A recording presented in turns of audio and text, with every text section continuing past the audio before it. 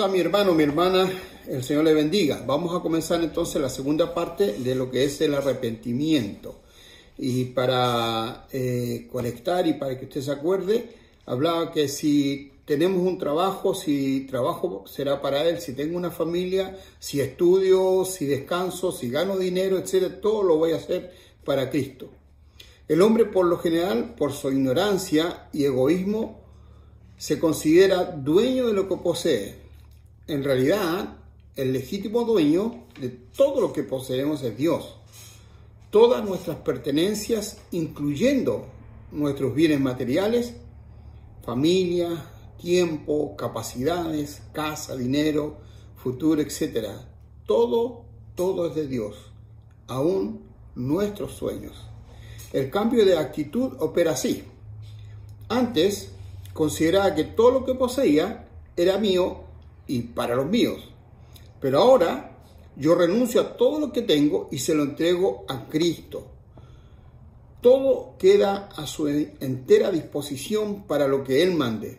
El discípulo es un simple mayordomo de los bienes que posee.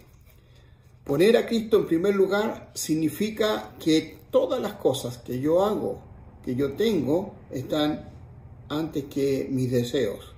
La palabra de Dios dice: el que quiere a su padre o a su madre más que a mí, no es digno de mí. El que quiere a su hijo o a su hija más que a mí, no es digno de mí. En Mateo 10:37 está esta cita, y el Señor Jesucristo la hizo para confrontarnos con el corazón que nosotros debemos tener con respecto a las demandas que Él tiene para nosotros. También Él dijo en Lucas 14:26, si alguno viene a mí y no sacrifica el amor a su padre y a su madre, a su esposa y a sus hijos, a sus hermanos y a sus hermanas, y aún a su propia vida, no puede ser mi discípulo. Comúnmente, yo y los míos ocupamos el primer lugar, y Jesucristo exige un cambio total. Él es Dios y como tal debe ocupar el primer lugar en nuestras vidas y afectos.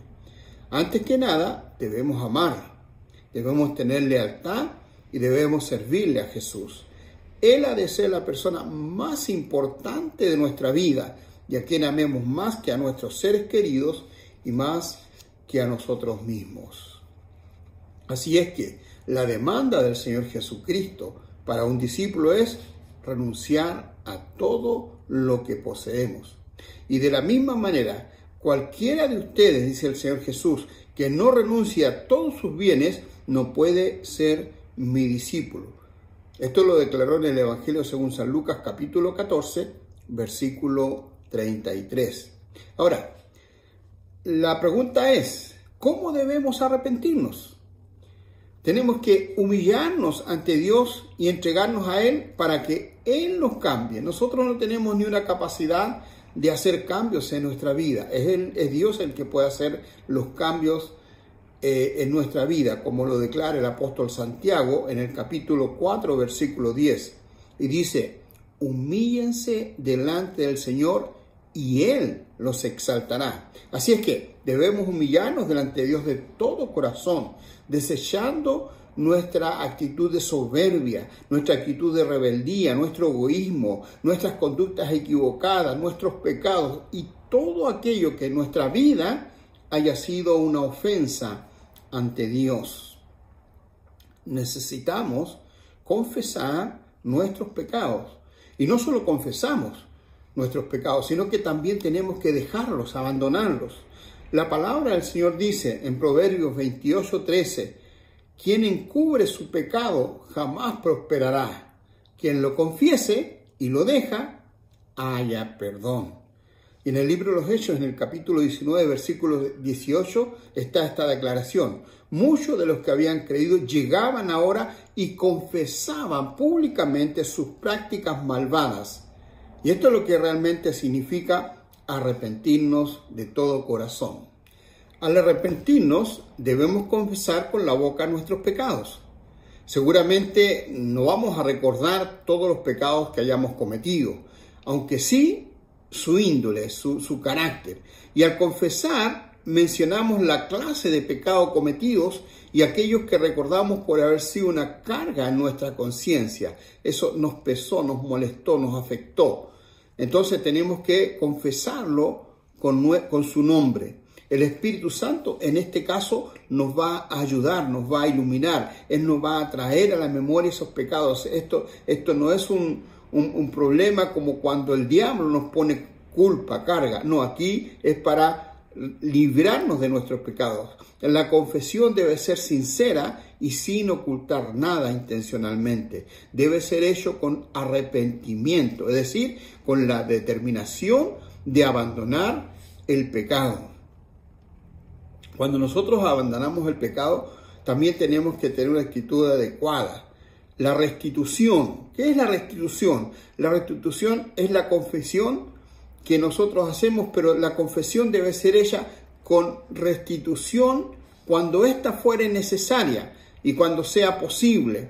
Debemos devolver lo robado, pagar lo retenido, reparar el daño causado, pedir perdón al ofendido, decir la verdad al que engañamos y asumir la responsabilidad de las consecuencias de nuestro pecado. Es decir, la restitución es devolver la paz a las personas para que nosotros también tengamos esa paz que el Señor Jesucristo nos ha ofrecido. Y la restitución pasa por devolver cualquier cosa que nosotros hayamos quitado. Y a veces hemos quitado cosas intangibles como la paz, como el perdón. Hemos negado el perdón a alguien, o no hemos perdonado, o no hemos pedido perdón. Eso es pecado y eso hay que devolverlo, hay que restituirlo. ¿Y cómo se restituye? Haciendo justamente lo contrario. Por ejemplo, perdonar al que nos ha ofendido.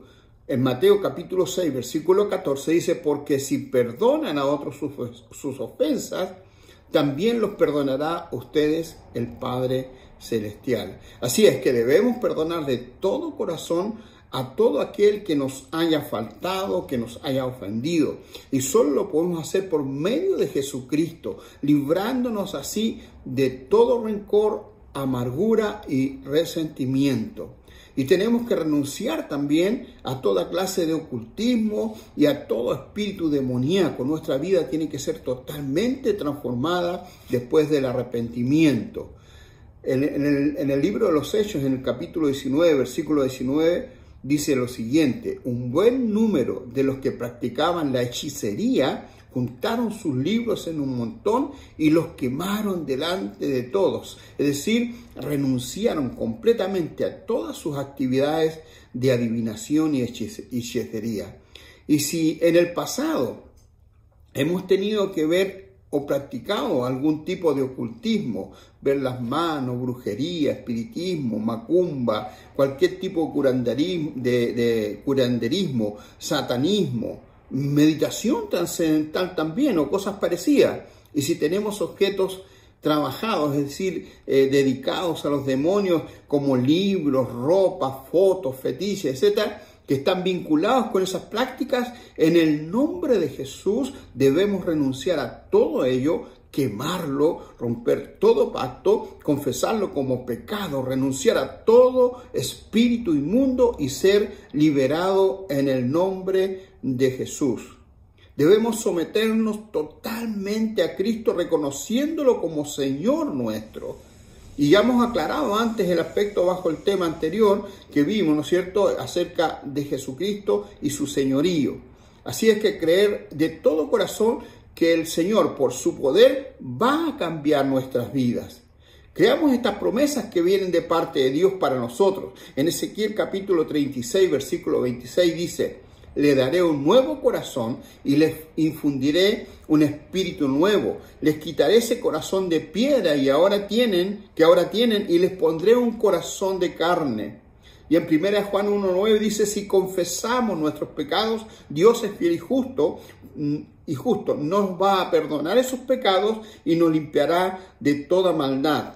Y en 2 Corintios capítulo 5, versículo 17, el apóstol Pablo declara: si alguno está en Cristo, es una nueva creación. Lo viejo ha pasado, ya ha llegado lo nuevo.